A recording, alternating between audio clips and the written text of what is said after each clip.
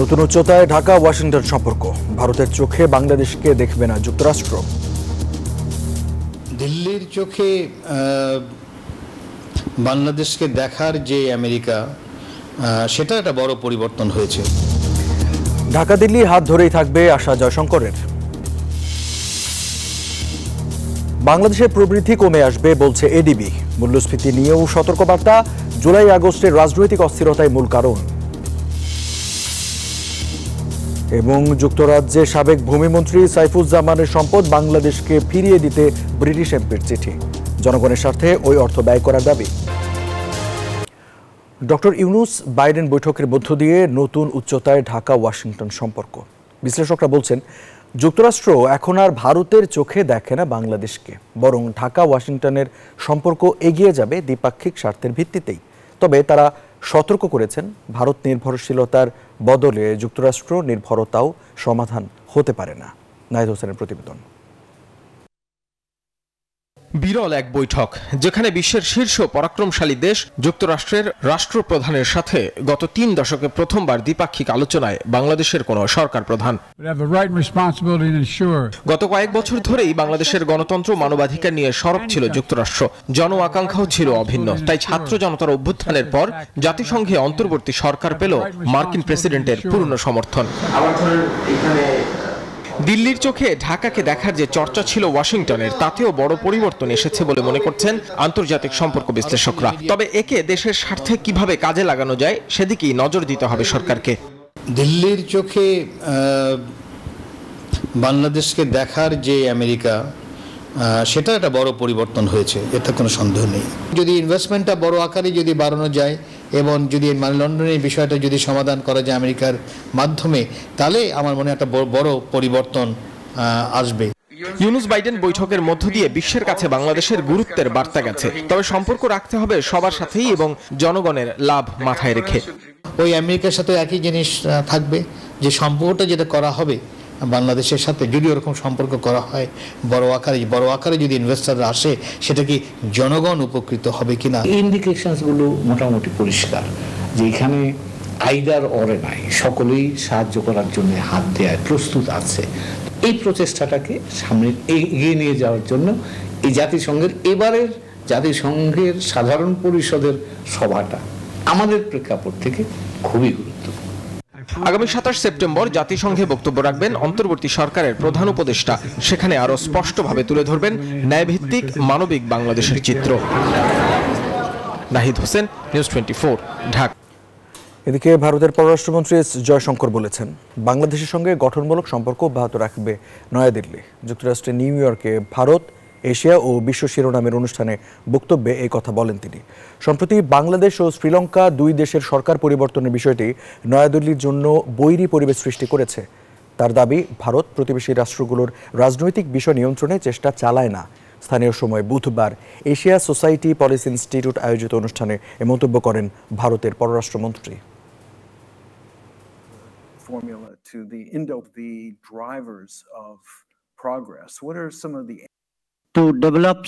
গত 1 দশকে বাংলাদেশের এমন কিছু প্রকল্পে কাজ হয়েছে যা উভয় দেশের জন্যই মঙ্গলজনক। অঞ্চলের লজিস্টিক খাতের উন্নয়ন হয়েছে, সার্বিকভাবে অর্থনৈতিক কার্যক্রম বেড়েছে।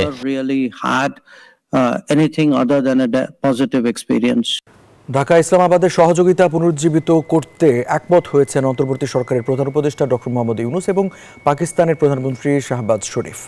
জাতিসংঘ অধিবেশনের ফাঁকে দ্বিপক্ষীয় বৈঠকে এই বিষয়ে একমত হন তারা। দুই নেতার আলোচনায় বিভিন্ন পর্যায়ে দ্বিপক্ষীয় সহযোগিতা পুনরুজ্জীবিত করার প্রয়োজনীয়তার ওপর গুরুত্ব আরোপ করা হয়। এ সময় আঞ্চলিক সহযোগিতা বাড়াতে সার্ককে পুনরুজ্জীবিত করার আগ্রহ প্রকাশ করেন ডক্টর ইউনূস। এদিকে দক্ষিণ আফ্রিকার প্রেসিডেন্ট সিরিল রামাফোসার সঙ্গেও বৈঠক করেন প্রধান উপদেষ্টা। আলোচনায় দ্বিপাক্ষিক সম্পর্ক উন্নয়নের ওপর জোর দেন তারা। এছাড়া নিউ ইয়র্কে জাতিসংঘের মানবাধিকার বিষয়ক হাই কমিশনার ফলকার তুর্কের সঙ্গে সাক্ষাতে ন্যায় বিচার, স্বাধীনতা ও মানবাধিকার বিষয়ে পারস্পরিক স্বার্থ সংশ্লিষ্ট ক্ষেত্রগুলো নিয়ে আলোচনা করেছেন ডক্টর ইউনূস। এ সময় জাতিসংঘের মানবাধিকার বিষয়ক হাই কমিশনার বাংলাদেশ সংস্কারে অন্তর্বর্তী সরকারের উদ্যোগ ও প্রচেষ্টার জন্য প্রধান উপদেষ্টাকে অভিবাদন জানান।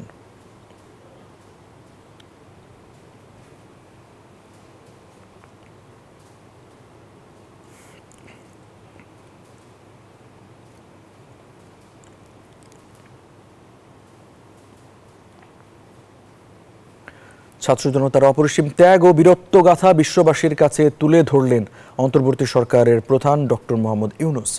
জাতিসংঘের সাধারণ পরিষদের অধিবেশনের ফাঁকে এক সংবর্ধনা অনুষ্ঠানে তিনি দাবি করেন, একটি বৈষম্যহীন সমাজ ও সমৃদ্ধ বাংলাদেশ গড়তে ছাত্ররা জীবন দিয়েছে। তরুণদের এই স্বপ্নের নতুন বাংলাদেশ গড়তে বিদেশি বন্ধুদের সহযোগিতা চান প্রধান উপদেষ্টা। About new Bangladesh, that's the only thing. There's two words. One is new Bangladesh. They say it's a reset button is pushed. Old is gone. Now we reform and build new Bangladesh. So that's the task that we have, to build new Bangladesh. This is amazing kind of dream, sky high dreams. Everything has to change. We can do it and we'll do it. That's the promise they make. Rohingya সংকট নিরসনে সব পক্ষকে নিয়ে দ্রুত সম্মেলন ডাকতে জাতিসংঘ মহাসচিবকে আহ্বান জানিয়েছেন অন্তর্বর্তী সরকারের প্রধান ডক্টর মোহাম্মদ ইউনূস।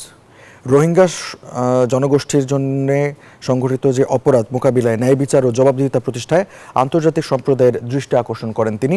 এছাড়া নিউ ইয়র্কে জাতিসংঘ সদর দপ্তরে রোহিঙ্গা সংকট নিয়ে উচ্চ পর্যায়ের বৈঠকে এসব কথা বলেন ডক্টর ইউনূস। এদিকে রোহিঙ্গাদের জন্য নতুন করে $20 কোটি অনুদানের ঘোষণা দিয়েছে যুক্তরাষ্ট্র। নিজের দেশে বাস্তুচ্যুত হয়ে জীবন বাঁচাতে 2017 সালে বানের জলের মতো মিয়ানমার থেকে বাংলাদেশে ঢুকে পড়ে প্রায় 12 লাখ রোহিঙ্গা।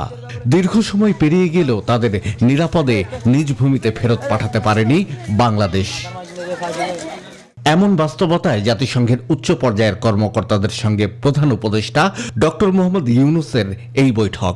প্রধান উপদেষ্টা বলেন, বাস্তুচ্যুত রোহিঙ্গাদের কারণে নানামুখী চ্যালেঞ্জের মুখে পড়েছে Bangladesh.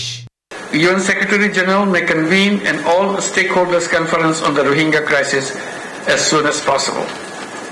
The conference should review the overall situation of the crisis and suggest innovative and forward-looking ways out. রোহিঙ্গাদের নিজ দেশে ফেরত পাঠানোই এই সংকটের একমাত্র টেকসই সমাধান বলেন অধ্যাপক Yunus. Creating an inclusive society in Myanmar is key, where all ethnic communities can live in peace and harmony.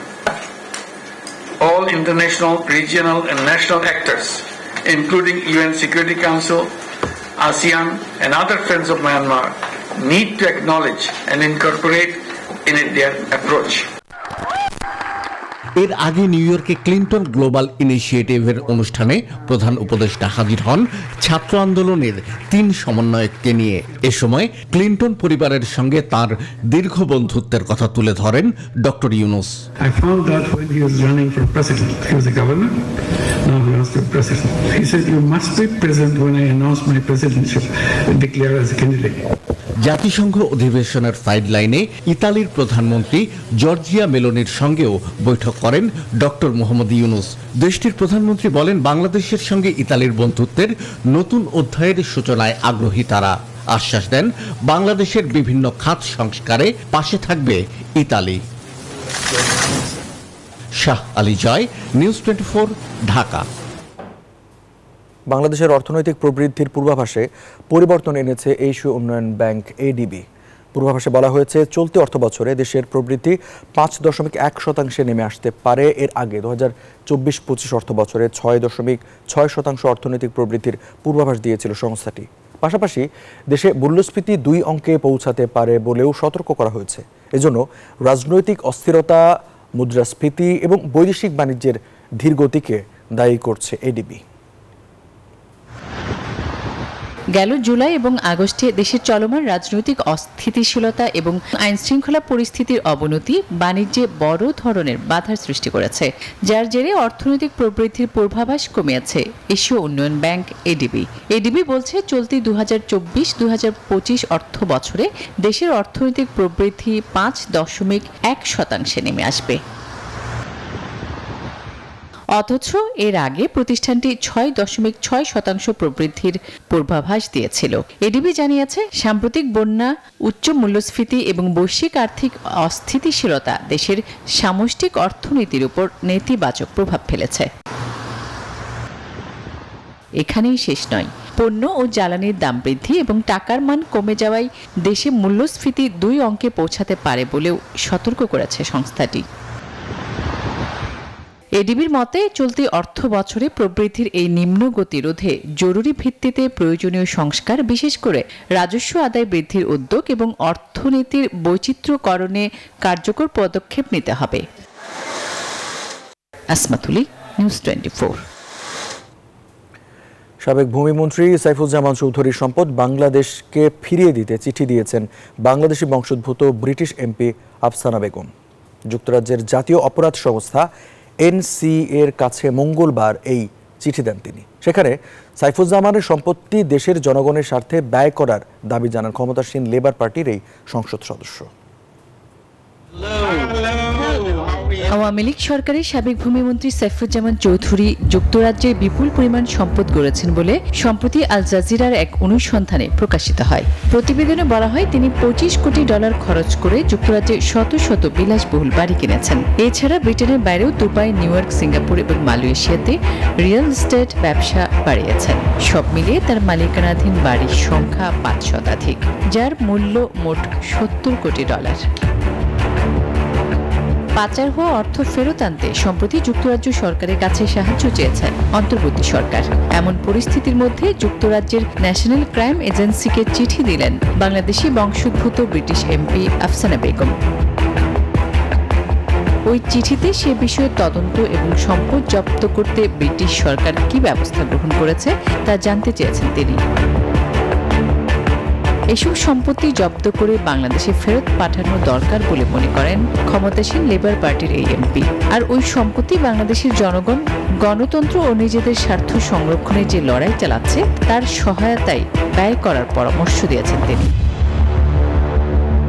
আসমাতুলি, news 24। Commander হত্যার জবাবে ইসরায়েলের গোয়েন্দা সংস্থা মোসাদের সদর দপ্তর লক্ষ্য করে হামলা চালিয়েছে লেবাননের সশস্ত্র গোষ্ঠী হিজবুল্লাহ। এ ঘটনায় তেল আবিবকে হুঁশিয়ারি দিয়ে ইরানের সর্বোচ্চ নেতা বলেছেন হিজবুল্লাহকে পরাস্ত করতে পারবে না ইসরায়েল। এদিকে লেবাননের এই সশস্ত্র গোষ্ঠীকে মোকাবিলায় ইসরায়েলের সব রকমের প্রস্তুতি রয়েছে বলে জানিয়েছে তেল আবিব। ইসরায়েল ও হিজবুল্লাহর মধ্যে পাল্টাপাল্টি হামলা চলছেই, ফলে দুই পক্ষের মধ্যে পূর্ণ মাত্রায় যুদ্ধ বেঁধে যাওয়ার আশঙ্কা বাড়ছে। এরই মধ্যে ইসরায়েলের গোয়েন্দা সংস্থা মোসাদের সদর দপ্তর লক্ষ্য করে রকেট ছোড়ার দাবি করল হিজবুল্লাহ। সংগঠনটির দাবি, সাম্প্রতিক সময়ে লেবানন ও হিজবুল্লাহর বিরুদ্ধে ইসরায়েলের হামলাগুলোর মূল পরিকল্পনা মোসাদের সদর দপ্তর থেকে এসেছে। এর আগে ইসরায়েলি বিমান হামলায় লেবাননের হিজবুল্লাহর এক কমান্ডার নিহত হয়েছেন। নিহত কমান্ডারের নাম ইব্রাহিম কুবাইসি বলে জানিয়েছে ইসরায়েলের সেনাবাহিনী। জানায় লেবাননের এই সশস্ত্র গোষ্ঠীটিকে মোকাবেলায় সব রকম প্রস্তুতি রয়েছে ইসরায়েলের। এ ঘটনায় আতঙ্কে প্রাণ বাঁচাতে দক্ষিণ লেবানন ছাড়ছেন মানুষ। এদিকে ইরানের সর্বোচ্চ নেতা আয়াতুল্লাহ আলী খামেনি বলেছেন, হিজবুল্লাহর শীর্ষ কমান্ডারদের মেরে সংগঠনটিকে নিঃশেষ করতে পারবে না ইসরায়েল, বরং তেল আবিবেই ধীরে ধীরে মুখ থুবড়ে পড়বে। ইরান ইরাক যুদ্ধে লড়াই করা সেনাদের সঙ্গে এক বৈঠকে এমন মন্তব্য করেন তিনি। আসমাতুলি, নিউজ 24।